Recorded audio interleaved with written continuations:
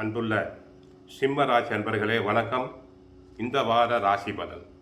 சிம்ம ராசினருக்கு ராசியில் கேது, 4ஆம் இடத்தில் சூரியன், புதன், சுக்கிரன், 5இல் செவ்வாய், 7ஆம் இடத்தில் ராகு, 8இல் சனி.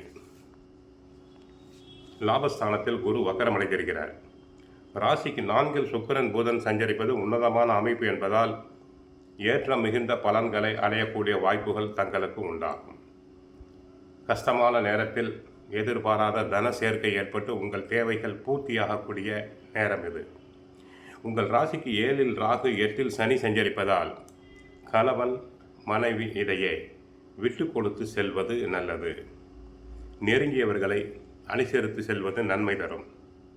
குரு வக்கரகதியில் இருப்பதால் ஆடம்பர செலவுகளை குறைத்துக் கொண்டு சிக்கனமாக செயல்பட வேண்டும்.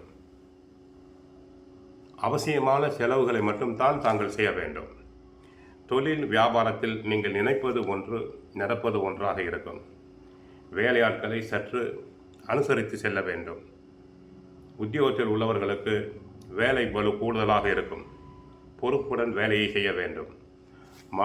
மாணவர்களுக்கு படிப்பில் கவனம் தேவை. கெட்ட சகவாசம் கூடாது.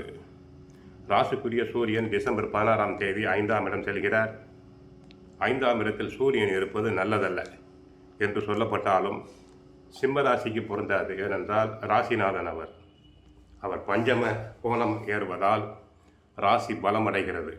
செவ்வாயும் இணைந்திருக்கிறார். இருவரும் சேர்ந்து லாப ராசியை பார்க்கிறார்கள்.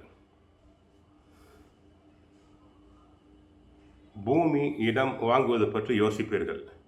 சகோதரர்களால் நன்மை உண்டு. கடன் பாக்கிகள் வசூலாகும். பாக பிரிவினை வழக்குகள் சாதகமாக முடியும்.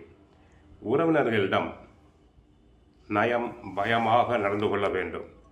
அவர்களால் சில மனக்கசப்புகள் வரலாம். அடுத்து 7இல் ராகு இருப்பதால் கணவன் மனைவி உறவில் விட்டு கொடுத்து செல்லும் மனநிலை வேண்டும். மனக்கசப்பை தவிர்க்க முடியாது. சித்தர்கள் வழிபாடு தங்களுக்கு நன்மை தரும். கோவிலுக்கு சென்றால் சூரிய பகவானையும் சிவபெருமானையும் வழிபடுங்கள்.